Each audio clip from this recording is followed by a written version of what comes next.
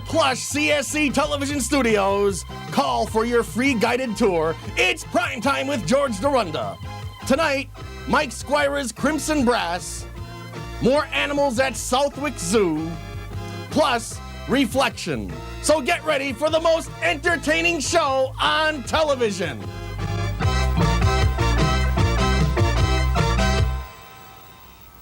Hi, I'm George Dorunda, and welcome to Primetime. And a lot of you may be tuning in for the very first time, or even if it's your second, third, or fourth time. You're right now staring into your TV set and you're saying, why, I've never seen anything quite like this before on television. And you're right, because this is the only show of its kind in television history. Right from the very beginning of television. When did they come out with television? Was it back in the 1800s? So something like that. Hey, often imitated, copied, never quite duplicated. So let's start off the big show. By the way, we're going to give you a tour around our home network, CSC Television. We're going to be showing all of our wonderful new equipment later in the show. But first, it's Mike SKWIRA and his Crimson Brass.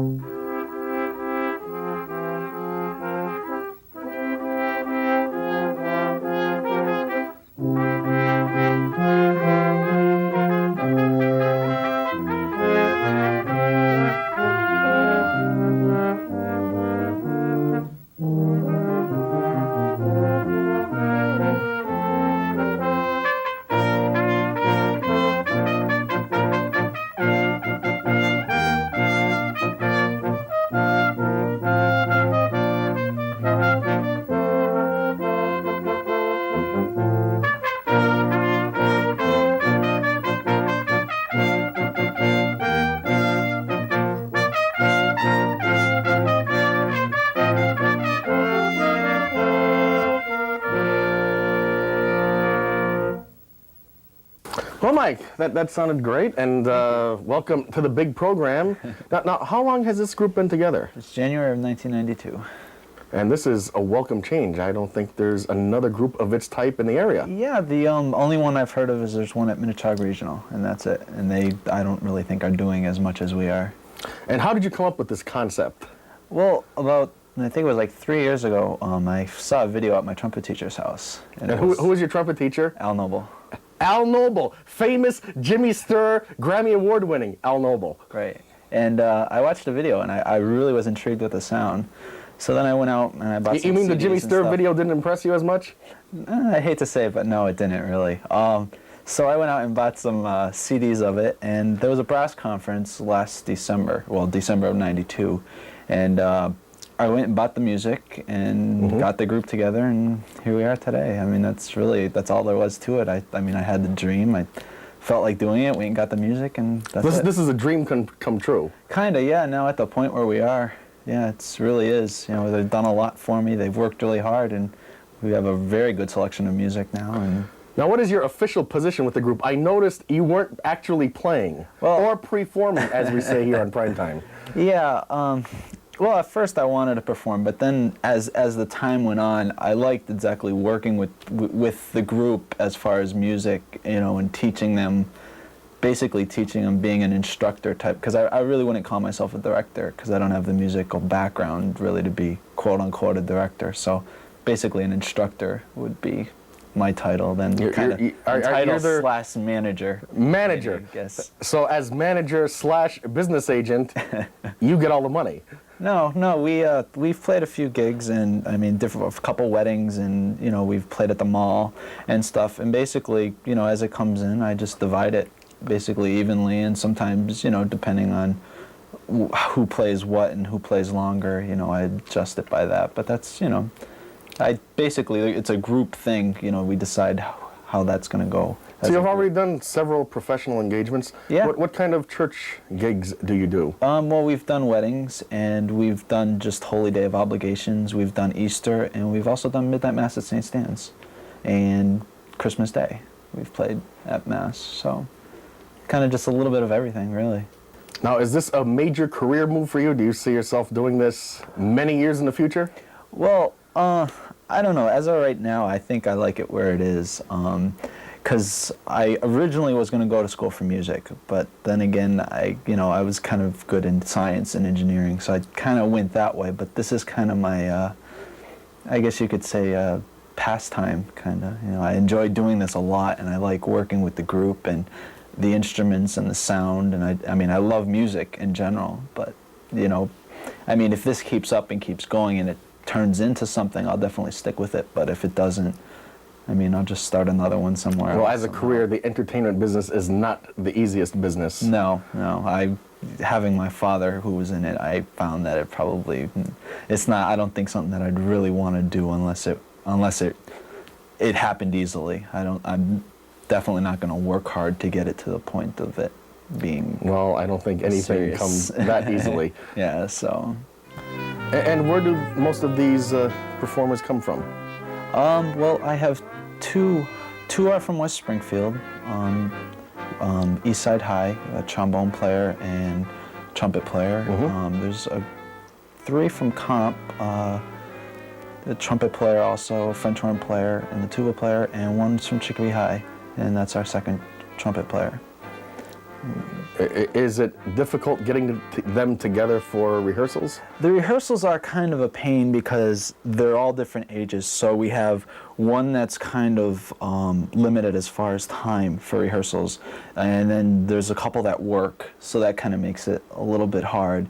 And then the timing as far as, well, this school has this band practice on this day, and this school has this one on this day, and this one has this one on this day. That tends to get a little jive, but they make the time. And I mean, we've had practices 8 to 10, 9 to 11. I mean, we usually go for a good 2.5 hour shot at practice time. And I mean, it's a full playing, and sometimes they get 10, 15-minute breaks. You know, they get on me a little bit about that, but we accomplish a lot, and the practices really work out good. Now, today, in the age of rap crap, how do you get a bunch of kids to perform this style of music? Well, at first it was kind of weird for me because I was like, well, how am I going to do this? And that was really a good question. But then the more and more I looked into the stuff the Canadian Brass and the Empire Brass had, they actually have a lot of jazz. They have a lot of different types of music. It's not just classical-based music. Coming up in the spring, we have a piece we're going to be working on, and it's a Sousa piece. It's Sousa marches, and I mean, it's an excellent arrangement. And I mean, we've put in about 60 hours of practice time already into it, and I tell you, it's coming along really well. And it's pieces like that I think really get their attention and really get them eager on it. And some of them, there's songs, classical songs that they've heard before, so they hear it now, and it's like, oh, I remember that, and oh wow, I can play that now. So it's more kind of, I push the classical stuff because that's kind of where we're getting our jobs from, and then I also push the other stuff because that's where it keeps their interest. So I kind of play games with our repertoire of music, basically, to keep the interest. So that's the key, dedication. Yeah, really. That's what keeps them going. They do the practicing for me.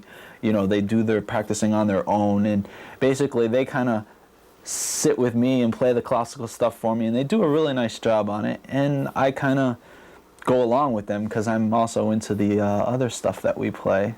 So it's kind of, I'm happy both ways, and maybe they don't like the classical as much as some of the contemporary music, but in the end it kind of pays off because they work hard, and they're setting goals, and we're setting goals as a group, and we're accomplishing them so far. So You know, And it's fun to do, and now your career is finished because you've made it on primetime, right? yeah, Well, I won't say finished, but not finished, but yeah, you know. But yeah, this was definitely a great opportunity. You know, it's one of the steps of getting there, I guess, you know, to the big light, I guess. But, you know, we just take it as it comes, you know, a little bit at a time, you know. If we make it, we make it, and if we don't, you know, we made a good shot. So that's all that really counts. you had a great time doing it. Yeah, a hell of a time so far. Well, Mike, thanks for being here. It was my pleasure. Thank you. And we'll have the group back again, and Great. we'll be doing another selection later in the show. And you stick around. We'll be back with more primetime wackiness right after this.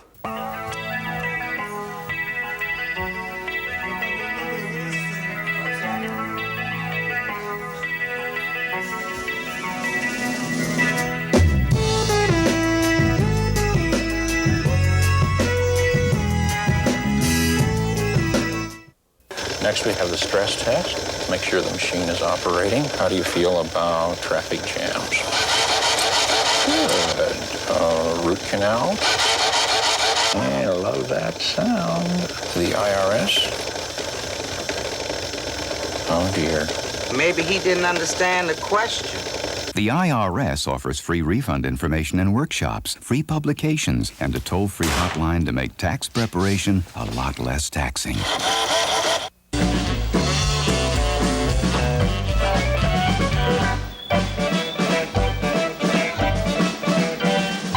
Yes, welcome back to Primetime. Doug, straighten up. Straighten up. That's a little bit better. By the way, this is our spacious lobby here at CSC Television, and this is our secretary's office. Right here, look at all the paperwork she has to take care of. We'll be checking on her a little later. This is the photography lab, Ken Kostick's room. Over there we have the dark room, and as we go back here, we have, let's see, isn't that Chad's office in there? And over here we have Chad's high quality dressing room, the boss's office right in there. And over here, programming wizard, Jan Lesson, he keeps all of his programming tapes that he airs here on CSC Television. Let's see, a Sports Scan number 5, one of my all-time favorites. And oh, here is my number 1 choice, Switzerland by Train. Now, I do believe that if you could chart the entertainment value of this very program, it would come in slightly above, well, a coloring book. Hey, but something that comes in a few steps above a coloring book, here is Reflection, preforming Beauty and the Beast.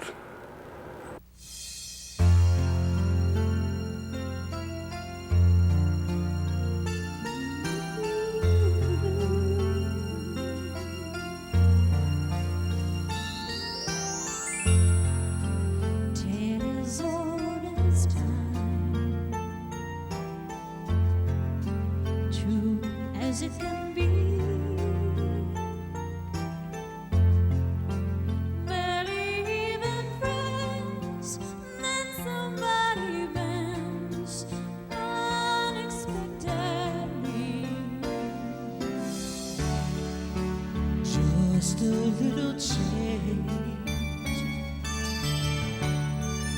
small to say the least, but the little scared. Neither one prepared, Beauty and the Beast. Never just the same, ever a surprise, never as before, ever just as sure as the sun.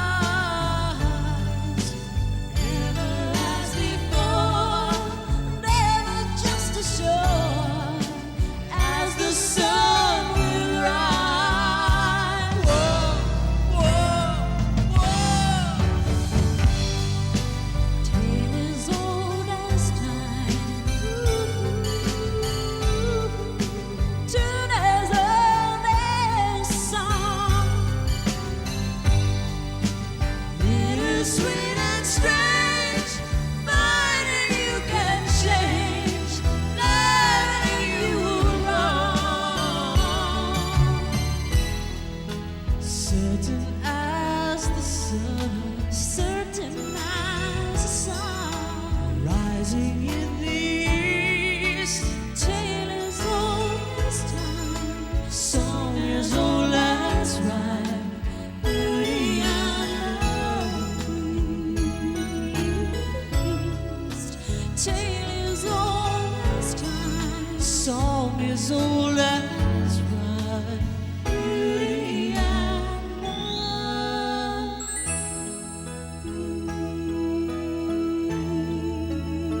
Beast. Whoa,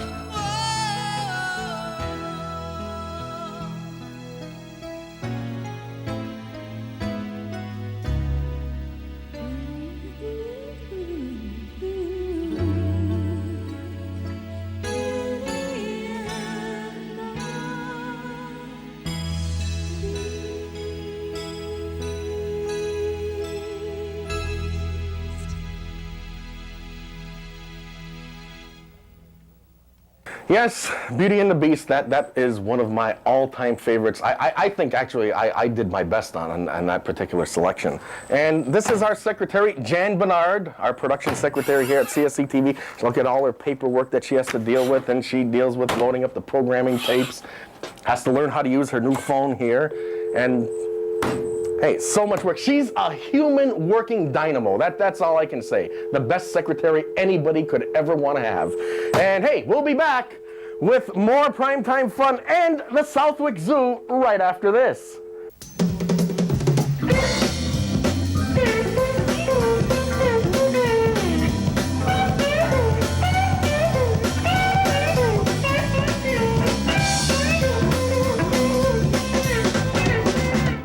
Wildlife rabies is now a threat in Massachusetts.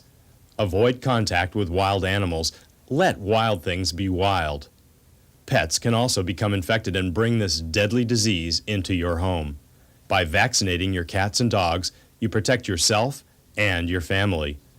Vaccinations against rabies are available through your veterinarian. For more information on rabies, contact your local health department or veterinarian. Rabies is a risk no one needs to take.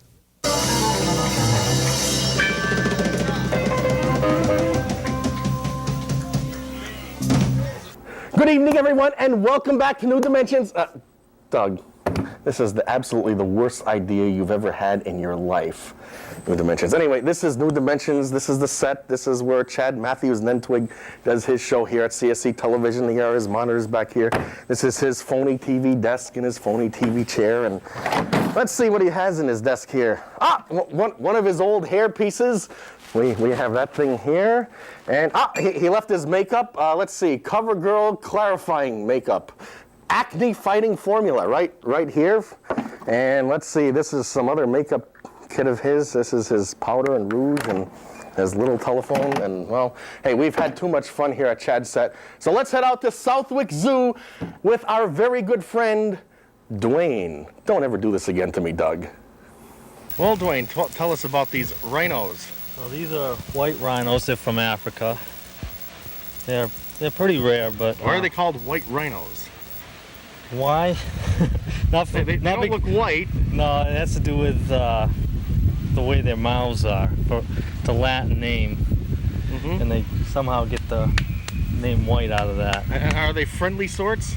Yeah, if you're on the other side of the stone wall. But, we wouldn't be running around no, you in wouldn't there want, with them. No, you wouldn't want to do that. How is their eyesight? Pretty poor. Pretty poor. Yeah. So as long But as but their hearing is very good. Their hearing- That makes up for it. And with their size, they really don't need to see too much. And what do they eat? How often do they eat? Well, we feed them once a day, but we give them a bunch of hay and grain to get them through the day. But for their size, they really don't eat that much. As you can see, they really like to be patted. Friendly sorts. Yeah, very friendly. And you can tell that their hide's really tough. You know what they need? really Yeah, thick. they need a moisturizer. They like to be scratched, especially behind the ears. I noticed a lot of worn spots here on corners. Yeah. See, they rub that down. They have their favorite spots in the pen where they They rub in between there, keep the horns nice and sharp. Mm-hmm. Each one of these guys goes about 5,000 pounds. Each one. 5,000 pounds? Yeah, about 2.5 tons. And they go mostly by sound. You know, even if you make a quick, and sudden noise, they get spooked. So you got to be careful with your voice and stuff, not to get them too spooked. Would they get along with other animals? Probably not. They're little birds and stuff. It's best to keep them to themselves. Yeah. Yeah, something gets in there with their food. They don't like that too much. They go after me once in a while. But that horn's actually made out of hair. The horn is made out of hair? Yeah. You can see where they rubbed? Mm-hmm. And it's like bristles. And they get compacted. It's modified hairs that get really compacted, and that's what makes the horn. Oh, so it's not a conventional horn. No, it's different from like a cow horn. It's different than that. So right here we have our friends, the giraffes. And the giraffes like carrots? Oh yeah, carrots. And they like bananas too. And how tall are these guys? This guy right here, he's about a little over 17 foot, I think. And the females is shorter. Now I understand that they're really high-strung animals. Yeah, they get spooked easy. You gotta be calm when you go in with them. Hey, watch that. Are you crying? No, he drools a lot. He drools a lot. Yeah, you gotta watch it. See how long his tongue is? Whoa! Look at that tongue. His name is Uno. Yeah. And his friend's name is? Well, we have two names for her. Her name is Dose and Jezebel. Zookeepers prefer to call her Jezebel. But she's a little shy right now. I think she's eating somewhere else. And how long do these guys live if they're not spooked? Probably around 20, 30 years, I'd say. It's one of the biggest attractions. People like feeding them. Yeah, why do people tend to like the giraffes? I don't know. There's something about him. You can get so close to him because he comes right down to you, Something not big, So they're close. sociable animals. They like people. Yeah, well, if you have food. As long as you have the food. You don't have the food, forget it. And he knows I don't have any food. They're so valuable. They're worth a lot of money, so you gotta be extra careful. What does one of these go for? Well, that female, we bought her for around $25,000. That gives you an idea of how much they're worth. So what can you tell us about the ostriches? They're from Africa and Middle East. They used to be found in the Middle East, but not too much anymore. But throughout Africa, they're found. Are they the world's largest birds? Yes, they are. They're part of the rat-type family, which includes emus, rheas, and cassowaries. They're a big thing in the United States now, ostriches, for their skins are worth a lot for like cowboy boots, and their feathers are worth a lot, and people are starting to like the taste of their meat, so they're starting to raise them in ranches now down south. Now, does that make them anywhere near endangered? No, they're pretty common. There are plenty of them around. Yeah. And what do they eat? Do they eat bananas too? Oh, they would eat anything practically. We feed them grain, but they'll eat anything they can get. If you come out to this place, just bring a box full of bananas. Yeah. You can go anywhere. That's wonderful. I never get tired of those wonderful animals at Southwick Zoo. And we're back here. We're at CSC Television. This, by the way, if you're wondering at home, is a teleprompter, or prompter, as we call it in the industry. And what happens is people in the control room, somebody types a bunch of words into a computer, and it comes up right on the screen, and then some people sit here and watch it and read what they want to say to you, the folks at home, right off the screen. I, by the way, do not use one of these devices. Why, you may ask? Because I have a brain. You see, I can think of all by myself what I want to say to you, the home viewers. And right now what I want to say is, we'll be back with more Primetime right after this.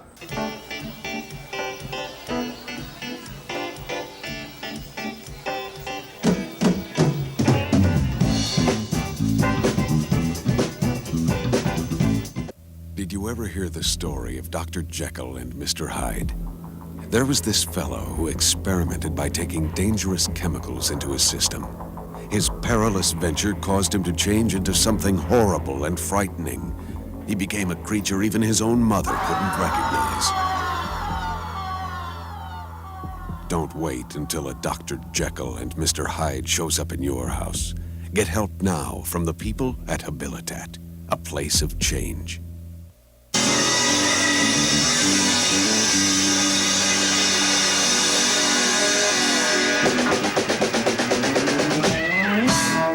Yes, welcome back to the big program, and this is our master control room right here at CSC Television, our switcher character generator, DVE, or for you, the home viewers, digital video effects. And let's see, I think I can program something extra spatial in here, and we do that, and see, I can pop magically from here all the way over to here. Amazing. But hey, it's time. It's the Crimson Brass once again, preforming Oakley Homie.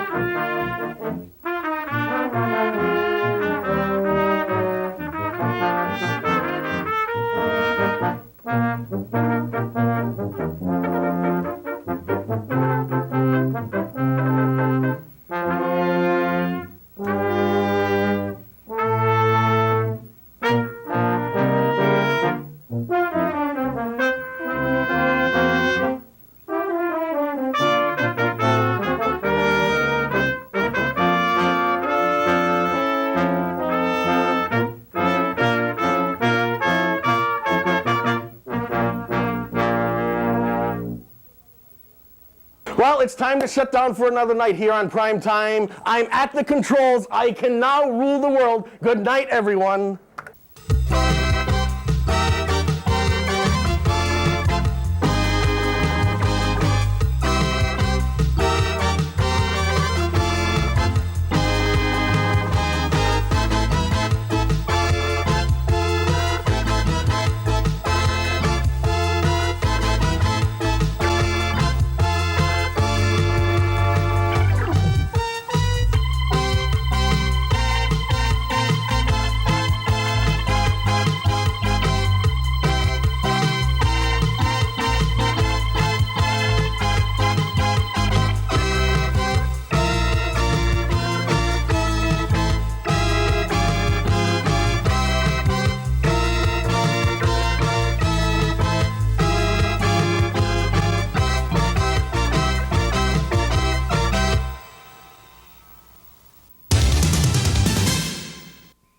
In a buggy way, I'm in a buggy way, I'm in a buggy